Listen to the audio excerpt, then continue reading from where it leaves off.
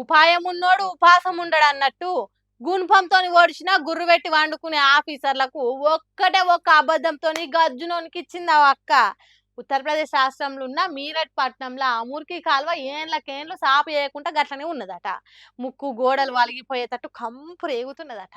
దాన్ని పట్టించుకున్న పాపన ఏ ఆఫీసర్ లేడట. అందుకే ఒక్కటే ఒక్క అబద్ధం ఆడి చల్లగా ఏసీలలో వండుకున్న ఆఫీసర్లకు చల్ల చెమటలు పట్టించిందట. ఏం లేదులా, పోలీస్ స్టేషన్కి పోయి ఫోన్ చేసి కాల్వలల్లా ఎవరో పడిపోయిండ్రు, తొందరగా రాండ్రి వచ్చి కాపాడుండ్రని ఆగమాగమైనట్టు చెప్పిందట.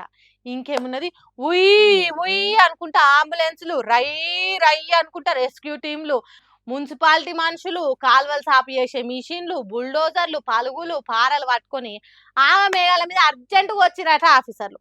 ఎక్కడ పడ్డాడు, ఏమైపోయిండు, ఉన్నడా పోయిండా, చచ్చిపోతే ఉద్యోగాలు ఊడతాయి అనే భయంతో మురికి కాలువను మొత్తం జల్లెడ పట్టి వడబోసినట్టు చేసిండ్రట.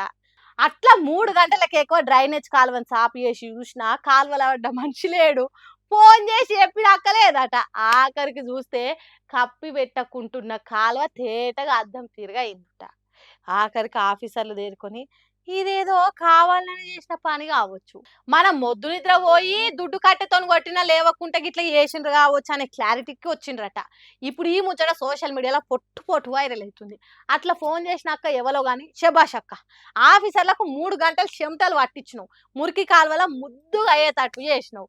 100 అబద్ధాలు ఆడైనా ఒక్క పెళ్లి చేయమన్నారు కానీ నువ్వు ఒక్క అబద్ధం ఆడే మోరి సాఫ్ చేయించినావు పో. నీ తీరుగా దేశంలో వాడకొక్కోలుంటే భారతదేశం ఎన్నడో స్వచ్ఛ భారత్ అయ్యేదని కామెంట్లు పెడుతున్నారట సోషల్ మీడియా ప్లాట్ఫామ్లల్లా.